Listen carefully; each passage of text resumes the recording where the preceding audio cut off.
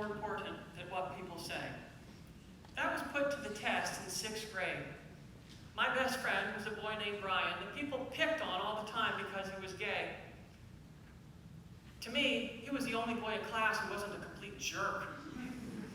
Near the end of the school year, our class had an overnight trip to the forest somewhere where we were going to be studying ecology. There was electricity at the camp, but the cabins were just 3-walled shelters in what felt like miles away into the dark forest to a 12-year-old.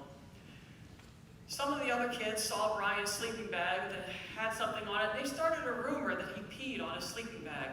And as kids are wont to do, they teased him about it mercilessly, bringing him to tears.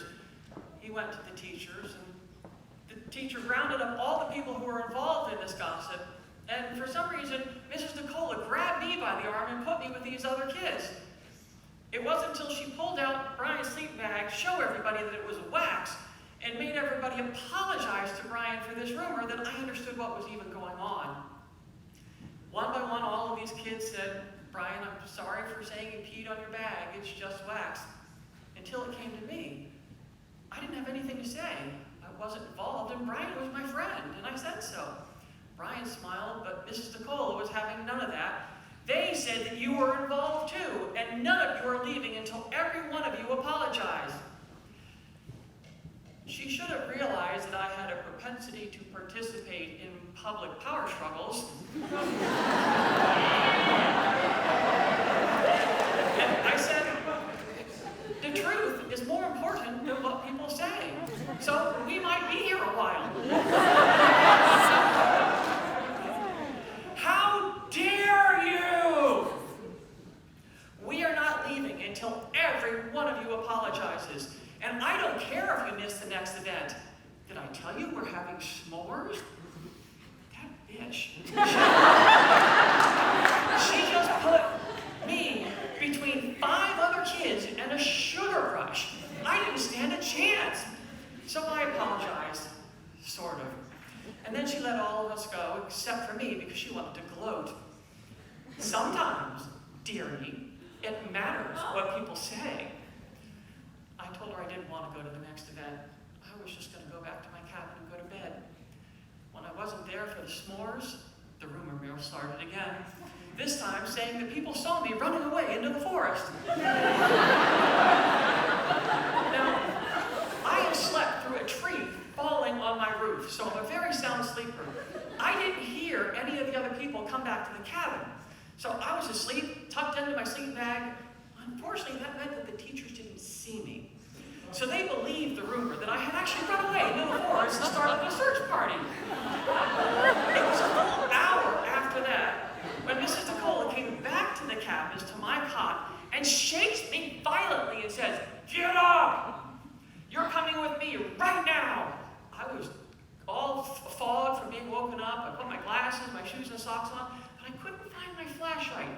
"You won't need it. I'm making you walk back in the dark." The other kids heard this. We were all certain that she was going to take me out into the forest and murder me. She took me to the other teachers, and she demanded to know why I ran off.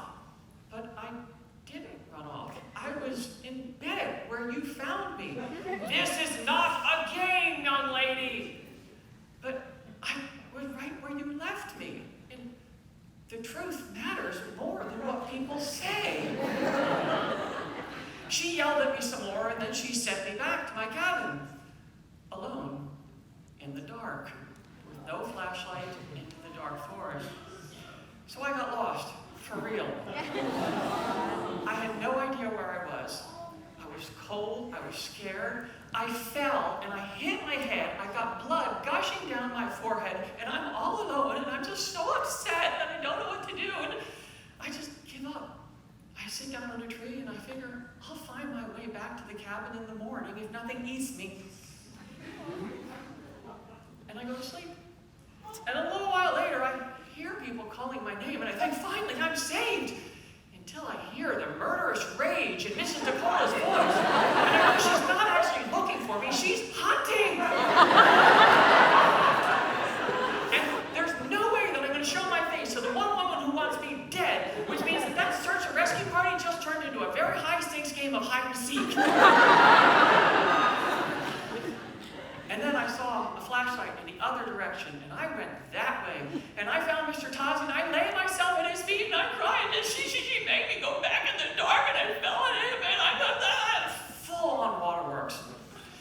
Mr. Tazi radios to the other teachers that he found me, takes me into the main camp, washes my forehead, and gives me an ice pack, and personally escorts me back to my cabin. In the morning, I had this welt on my forehead that everybody could see, and I really did. I told people that I tripped and fell, but the rumor mill was that Mrs. Nicola beat me senseless. And they even heard me calling out for help in the middle of the night. We all went home shortly after that. The Monday that followed, the principal, Mrs. Nicola, Mr. Tatazi, myself, and both of my parents were called in for a conference.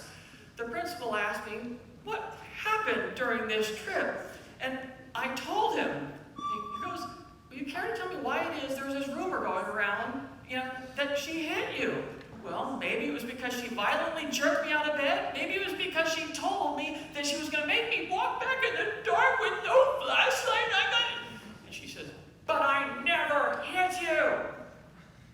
My mom was there and said, "The truth matters more than what people say."